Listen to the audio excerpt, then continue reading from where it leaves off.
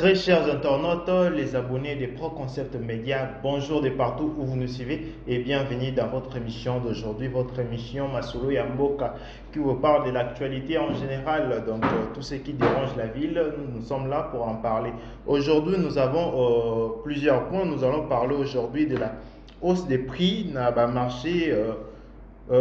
Marché ya kin donc biloko ezomata tozoyeba te ezomata pourquoi tokolobela yango tokolobela pe suspension des syllabus dans des universités awa na Congo boyebi ke syllabus ekoma lokola COP tokolobela po bino bosingaki biso tolobela dossier RAM suspension ndenge basuspendre makambo wana donc mokonzi ya mboka alobi ke désormais RAM ekosalama lisusu te jusqu'à nouvel ordre. Taux d'échange, biloko ezomata toujours, donc dollar ndezomata lokolo eloko mosusu, donc tokolobelango pe. Pour en finir, deux points, dernier point, élection de gouverneur et puis nasuka tosukisi na tracasserie dans la ville de Kinshasa.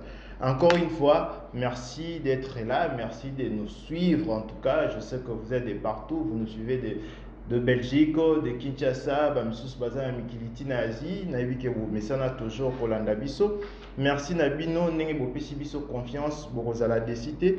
Masolo ya mboka toye sikoyo tolobela nanu point na biso ya liboso eza hausse de prix na marché na biso ya Congo. Au juste nous ne comprenons pas en tout cas.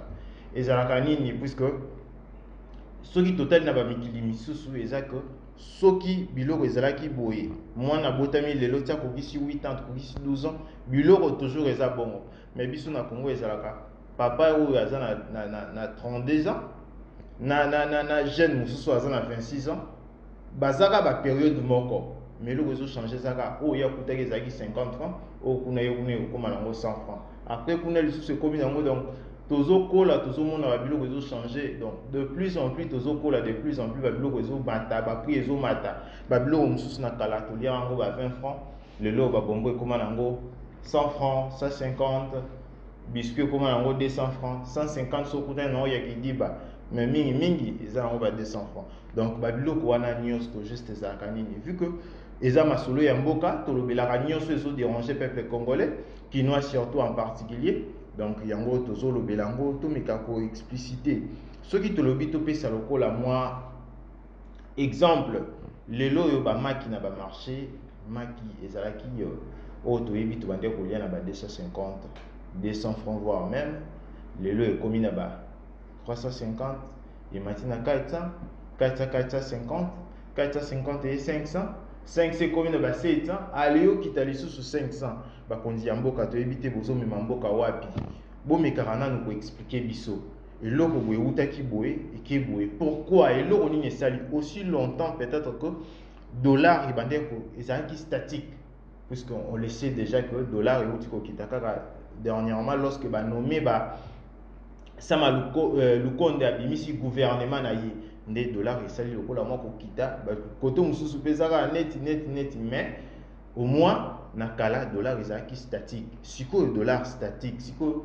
ba prix ebandaki komata kokita pona nini wana za question ya bana mboka batindeli bakonzi donc bino bat bogéraka biso boyeba toujours que tokomekaka toujours kotunaka bino bamotuna puisque toza ba banque te donc ce qui dérange la population aza na droit ya kolobela yango aza na droit ya kotuna pourquoi eloko ekomi na boye. Donc c'est un peu bongo. Donc il y a un dossier suspension de syllabus. Ah vraiment. Ils a bien d'abika puisque ba professeur Basiliki na bango ba misus ba européen ça les sous courte ba misus ba lobby que note tellement ya lobby yango yemoka ya kosala nini apesa cours mais déjà c'est honteux en tout cas pour un pays comme la RDC. La RDC ningezana tozana ba intellectuel tale belé intellectuel wana apport na bango na mboka ezalaka nini puisque on nous apprend aujourd'hui que dossier à syllabus ba boyango donc eza mabete ko boya dossier ba syllabus mais avant de prendre une décision il faut qu'on mette un peu ko étudier ba conséquences nini ko ya nango. Donc ezalaka ate mokonzi mboka vandi bo décider kaka bo tali côté droite to tali côté gauche. Bien sûr que les parents souffrent Bah parents bazo souffrir pour payer ba mbongo ba université comme ba 400 ba 800 voire même ba 1000, c'est de trop. Donc bah parents toza classe sociale, classe moyenne plutôt ils la coûter. Mais vous autres taxés biso sous ba bloc il y a belé bongo, c'est normal to silikaka, c'est normal baté karaba si la bicité na ba école. Mais tozwa tout mikana kozwa part ya ba professeur au ba congolais belé bazo meka kolobela ngote. Donc biso tozota ka ba intérêt na biso mais ba ninga pe totiki ba étudiant oui ba souffraka mais ba professeur to ya nanwa. Les professeurs baza payé na to ya 13. Donc ba tout mo ya kala le dollar eza soki na 19. Siko total à 13 na 19. Soki to sali calcul, supposons bazo pesa bango 1000 wana ba pesa bango na toni. Soki ezalaki ba bâtir bango ba pesa bango peut-être na to ya lelo yebisanga o nini bango ba nge ba gagner. Soki ezalaki ba pesa bango na to ya 13 o nini bango ba perdre. Na banda ko na bi ke bozola nanga bozo comprendre ma nini nazoloba. Donc c'est pour dire que c'est déplorable. Baza quand même ba konti ya mboka. Donc baza batu ya minene ya mboka. Donc bango bini ba pesa biso mayele. Na mboko to lo bango toujours soki tozongi atana ba époque ya kala na ba Rome et tout. Ba noble ezaki, ba professeur, batu ya front, ba soldat, bat bande kozwa lukumu bango wana. Pour ba yebiki ba métier ba ça des métier noble. Siko métier noble olingi ke lobby bat balobara la jeunesse élève une nation. Pour élever une nation il doit falloir que quelqu'un a inculqué le loco. Pour yo acquérir loko, il faut mutu moko pesa yo matière wana. Siko matière wana ko ute pa mutu moko boya lela na ba pasi. Mutu moko boya lela na nyonso. Ke tala biso lelo ba futi biso te lobby kuna boye, lobby kuna boye, lobby kuna boye. To ezo simba te, o koto boye te, o koto boye te. Normalement, il doit falloir que bazala na espace moko ya bien, moi considération na niveau ya l'état na biso il faut ezala kozwa décision mokano que désormais si la biso côté kamate bozo placer ba wifi partout mais photo e ba pesco biso ve na mboka na biso fibre optique en fait yo kaka biso lelo baninga ba koma ba 4G sans voire même 5G mais biso to biso so to zarata na 2G ya pamba puisque connexion na biso zarana ya mabe bino bosengi ke bana bazwa wifi bien sûr c'est une bonne chose bana ba sepela o azana poser ya syllabus ya ba note et tout consort a betika wana nini na site ya université amoni ya beti cours na ye amoni cours nyonso koti mais ce que ba professeur wana puisque ba syllabus c'était comme ba $10 ba $15 autant mbongo ba professeur wana ba professeur bazolela ne mbongo bazo perdre malgré aussi que faut signer place wana mbongo wana pe bazwa un peu illégalement mais on les comprend puisque mboka déjà bandaka le comme nango kotambola mabe légalité na mboko oyo ezalaka te légalité na mboko ezalaka te nyonso ekoma nango mabe donc valeur ekoma nango anti-valeur parce que tellement to message na biso na ba anti-valeur wana yango to message na biso pe ko kendaka kaka boy président Fachi azana ba initiative ya bien ba idée ya bien mais façon de faire de ba congolais bazolela décision ebisa bien mais décision moko brusque ba conseil ba se préparer bon bazana ba nyongo déjà ou ba imprimer déjà ba syllabus hein ben imprimer peut-être tout le bata 100 exemplaires on a écouté peut-être 4500 na moko à perdre combien nyonso on est au là na ndako mais ce qui peut-être mokonzi ya mboka topé ministre ya issu à l'obaki à ça déjà annonce que bientôt là nous allons procéder à l'élimination de l'achat des supports na ba université nyonso elingaki ezala bien ngeti kala pe ba ngeti la ba professeur moata ya ko s'organiser ba ndenge nini peut-être que te on a bimisaki ba betaki déjà ba exemplaire na tika mo ke nango kuna vanda calme ani wana to tika ba support te mais kozwa décision brusque na katikati bon ce que bano ba sombi déjà ba support bano ba sombi ba support na ozongi c'est là-bas bon ba sali perte to ba gagner bateau ba imprimer ba exemplaire ya ba support ba professeur surtout ba sali perte to ba gagner Ceux qui te lignent mboka est changé, mboka il faut changer car on a malobati. Mboka il faut changer car on a pas de décision radicale. Que ceux qui moi gauche côté et l'eli allez décision quoi non.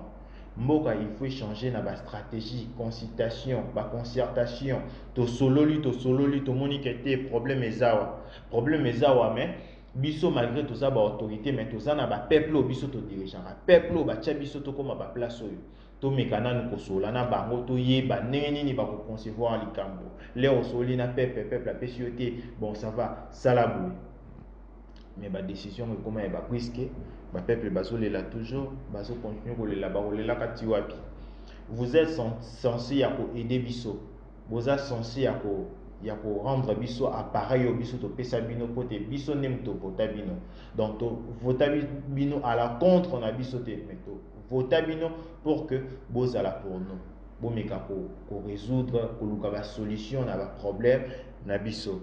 Donc pour le dossier il y a suspension à Basilabis donc je pense que j'ai un peu tout dit. Mais qui englobé na mikozwa na une partie prité donc na lobelika kanyon son embarabon on sûr que vous avez pu comprendre en fait tout kinesco on a dossier RAM ça fait vraiment de bruit maquiller les ailes makasi bat bazolo balobe belé RAM monini enregistrement na po bato belé baye barango na poussé mais na moulay na mo baye barateza enregistrement des appareils mobiles. Si vous enregistrement un message dans le avant Nazala. Alors bien enregistrement des appareils mobiles on dit balobi qu'il faut pas quatre ba unité. Donc on sentir qu'on a kanda bino bobi enregistrement des appareils mobiles. Bozo sala que ba appareil nyonso bo identifier na bateau baza ko utiliser. Donc les abonnés tout court. Si vous ko identifier batango faut les bon pas crédit pour yeba ke muntu aza intel. Mutazwaki likanisi wana balobi ke eza likanisi ya bien nga na koboya te puisque c'est une autorité donc eza le ministre sortant Kibasa siko l'air azwaki likanisi wana il fallait pas yeba congolais chaque jour koliane nano est-ce que kokana $7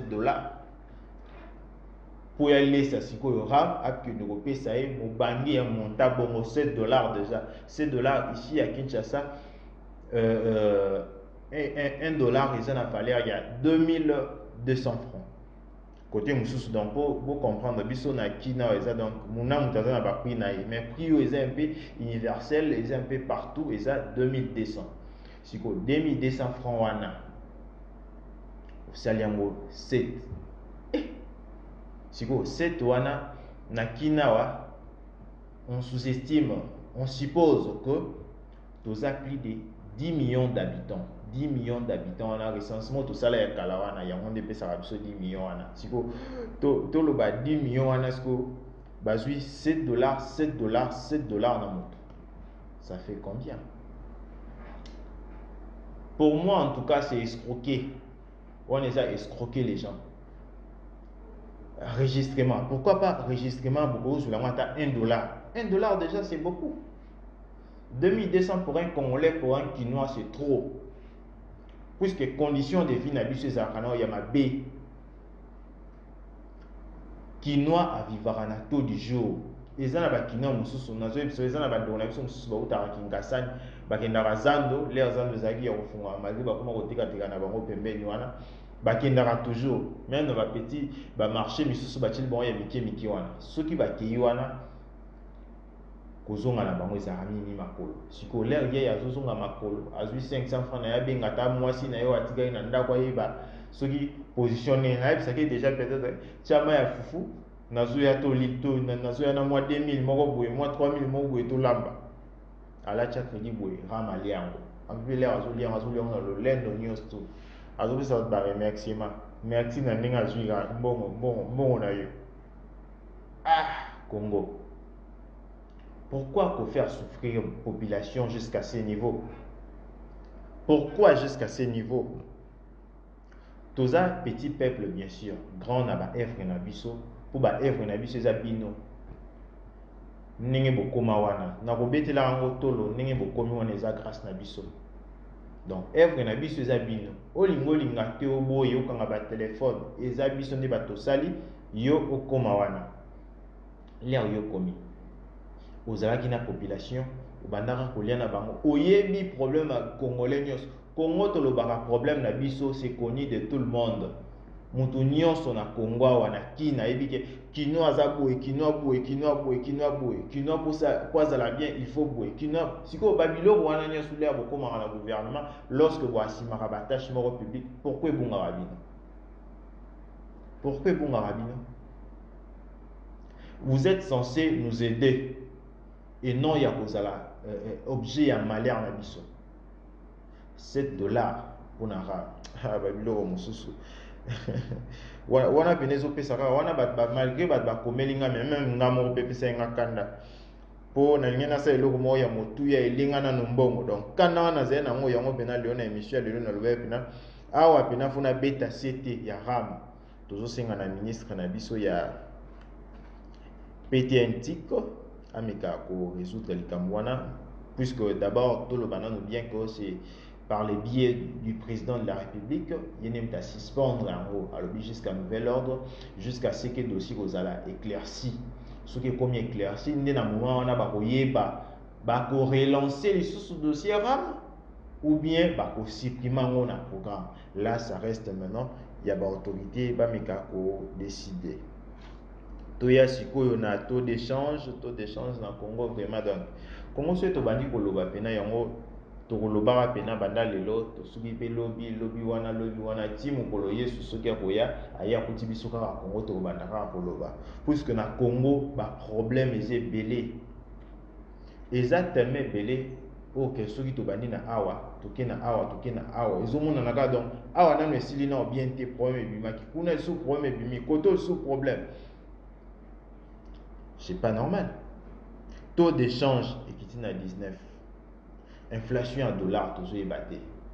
Si le président honoraire Matata Pogno a pesaka et le comment a pesaka dossier mon qu'on a commis pour stabiliser dollar. Tobo était na Congo ma ben na biso to lingaka et logo ebimi na monoko ya moninga to lingaka ko sala ngote. On suppose que moninga kozana idée ya malamu te ya kopesa yo or que azandeko aza congolais lokola ngai na yo biso nyonso soki apesi idée soki eza bien pourquoi pas l'opter ozwi idée wana ochango pembeni oétudie yango soki oza na ba scientifique pembeni na yo omeki nanu bamemelo touche expertise wana soki bamoni ke ça va oadopte yango ochango mpe wana peut-être koki komema biso na solution mais congolais tellement ya lekaki puisque ce monsieur-là n'a pas pour défendre, il a aussi des problèmes avec la justice, mais au moins, Namika Kolanda, ni colloque na wana sala. Comment il y a pour stabiliser le dollar na Kinshasa, na RDC Mobimba, na Kinshasa pour le dollar il va la calme, tous les larali soute, ba maman maréchal ba les larali soute, ba maman na aki ozwanyi on a finka kunezaki dollar ezaki ya C. Mais bou et matimba l'air ya qui nous ozong ça na mi l'équilibre na bénéfice na no non ya prêt o ya zwaki na l'équilibre sous donc ozomona ki yango ba entreprise wana ya ba étranger bazonginda ka na Kinshasa bazonginda toujours pourquoi puisque Congo tozo pesa bango chance eza faute na bango te ya tche na yeke so ozu prêt autant peut-être so ozu $10 ozong c'est les 15 wana siko to e mati lisusu donc akomi ko bénéficier la zwa 15 il y a bimia azui 20 eloko ku yakana kite donc ozomona api bazo tonda kaka ba libanais pai ba indien pai ba pakistanais pai donc bango nyonso bazo tonda toujours donc ba konti ya mboka bo mekempe ko tala pe dossier wana taux de change na RDC donc il faut ezala statique tout le monde a ba mikili ya misusu Angola, Brazzaville, Rwanda, ils ont un bateau et bougé. Ce qui m'a dit peut-être en 2001, Tissiko et Zakara bon. Ce qui m'a dit peut-être peut-être en Angola, bientôt là, tout est bougé. Ce qui m'a dit peut-être en 2020, 2019, Istikali Bongo, peut-être après 10 ans, peut-être après 20 ans, mais toi, ne peut permettre moi, Namboga Nyoso, Nambongo Yarozano, Yamuke. Et ça les locaux, et c'est les services ameka kolia, ameka kosombeloko na toute tranquillité. Mais biso c'est autrement. Tozonyo kwa maintenant le rôle donc yango bato musu balobaka Congo ngo pena. Mutu mo yaka to teka ngo pena to zo mbongo. Mais est-ce que yo ozwa? Et loko bato babosa na rande yango wana. Soki bateki yango pe to ozwa biso mbongo te. Mais tellement pas c'est l'équipe. Tika to lobaka kaka ke bateka. Mais ngana oloba bongo te, ngana oloba ke Congo ko changer. Je suis pour ceux-là qui pensent que Congo dans 2 jours à venir ikozwa ila et malamu mboka ekobonga tokomona makambo ya bien. Tokobeta pe tolo pe na mboka na biso. Mais maintenant là, eza ya kokufa bomeka kobongisa. Po boza ba continue biso. To tchaki bino place wana po bomeka ko amener moi touche moko ya éclairage. Il y a éclairage pourquoi éclairage tout le bel éclairage tout mona malamu, il y a lumière, il y a bien. Donc bomeka ko sala ngo et ko sala biso bien makasi. Dossier maintenant aux actualités récentes. Chef de l'État a dit à la CENI d'organiser les élections de gouverneurs. Donc bientôt là, sachez que l'élection est gouverneur et l'ingé bana salama. Donc malgré la décision, il y a misusu. Oh kuna toyokali oh kuna baza décision. Richard Muyesh kuna oh babo yazonga na nini na lwalaba. O Zouet Nanyo, Kabila, Benganye na destitué na Nino na Tanganyika. Tanganyika. Oh, te bazongisi. Oh, donc, Nyon Swan est aussi là, puisque bientôt là, il y aura une élection. Élection, il y a bien Seigneur organisé, malgré que commission, normalement, il fallait pas kinder. Mais Bakenda Karate, mais ma bépézate, basa la kakapo. Mboko déjà to continue sur la illégalité. Donc ba mikaka ko sala ba si saka travail malgré ba moté mbat baza censé ko sala travail. Siko muntu wa monani te ba sala ni. Ba tika kaka. On continue bango kaka. Donc vraiment actualité na moni ezawana pour finir tout na dossier tracasserie. Tracasserie na ville ya Kinshasa comme loi ya Koloka. Et comme il y a Koloka puisque roulage nyonso, soda nyonso, n'avoir même phare d'essai, ce qui pas monifié chauffeur à tambour mabé, a compliqué. Ah oui, l'année est folle. Nous voulons que oui, la ramon a ébarté, le chauffeur a besoin de kumba, le coso au kumba quand on est de ça à bango. Dernièrement, on a dit là, il y a quoi l'eau. Image moko et tourner ça déjà vu belé na niveau ya net. Chauffeur amimi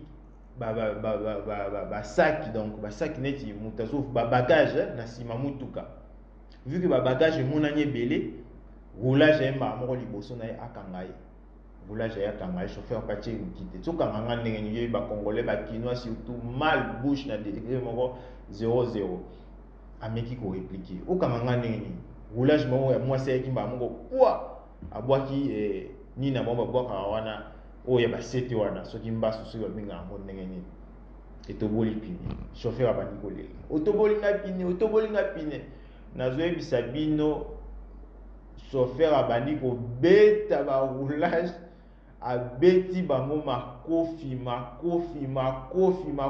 donc ozomona ke tozo ebate siko tozo ebate nanya sali erreur nanya azana tort nanya azana raison. Bakonzi ya mboka bato ya droit bato baebi ba loi bien bomika koyebisa biso nano puisque normalement comme ma bagage ton limite que les infractions mutamemi bagage na mutuka na eza na infraction te mais ndenge nini ba roulage ya Congo bazo comme ça infraction ba comme na niveau ya kotobola pine supposons za chauffeur versement to ebi ya ba cash ndenge eza na ngombongo ebele te. Pine wana pine ya sika nango ezaka ba $20. Pine ya ba vite ba $20. Ba mituka wana mikeza lokola ba kejo wana.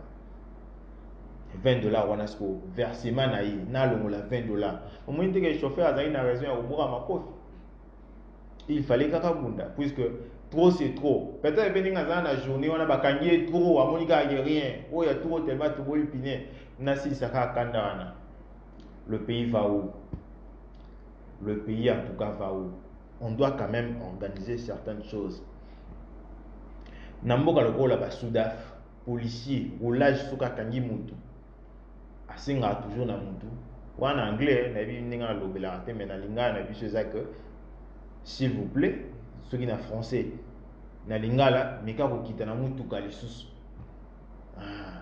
Akoye biso te ya kumba soki nini te. Akiso na mutu ka peut-être atiki mutu ka wana bazuika mususu ye eziango eke na ngoti place ko kende ko futa nini na yo. Quittance na yo bachelaki. Jamais roulage moko sud-africain azana droit ya kokota na véhicule ya moto. Eza bongo na loi. Akokota te soka kota sala infraction bala moko. En plus bazo respecter ngo. Mais biso on dirait ba texte na biso donc tozwa ngo na valeur te.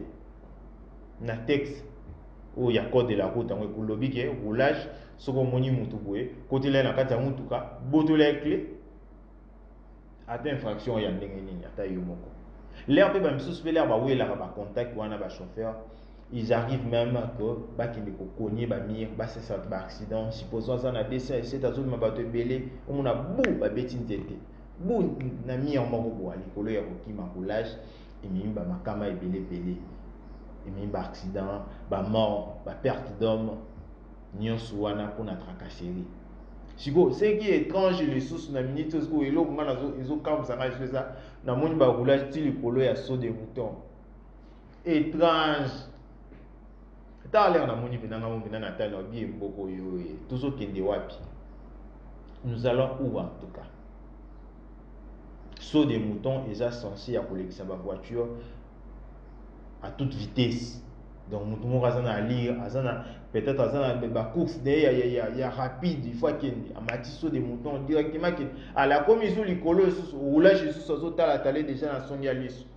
Azomika ocha déjà barrière pour na ligne avec l'écolo on a pas lié. C'est un camion belé il y a c'est comme muké mimi ba komo linga liko tika to landa ba l'écolo to yeba comment est-ce que to meka ko kanisa lisusu moi recette moi mbongo wana ya muké et ça la biso lisusu bien makasi. Donc en tout cas, le Congo, le pays doit vraiment changer. Ce pays a besoin des autorités compétentes. Au bakomima mboka na ascension moko boye. Oyo na niveau mboko esengeli puisque parler de la RDC déjà, la République démocratique du Congo, c'est un pays qui a beaucoup de potentiel. Où ils appellent na batu ya mitu ya mayele. Au bakoy ko sala ko ba solution à Congo, ba problème ya Congo et meka ko zo ba solution. Donc na lingena suki sami mingi na dossier yo ya tracasserie pona donc ça là il n'a pas si avec ça quotidien il y a ba congolais on le vit chaque jour l'air to likama na ba quartier na banzela voire même tout le monde na ba quartier na banzela oui puisque il y a d'autres véhicules ba ki ma ba makadam akimi boulevard à côté likola o ki makaka roulage déjà yo donc azo landé na vitesse moko ya maba monika malgré na 4 pneus mais pour na kima pour se rajouter contact et comme on va 180 000 200 000 300 000 il faut comme la nganga.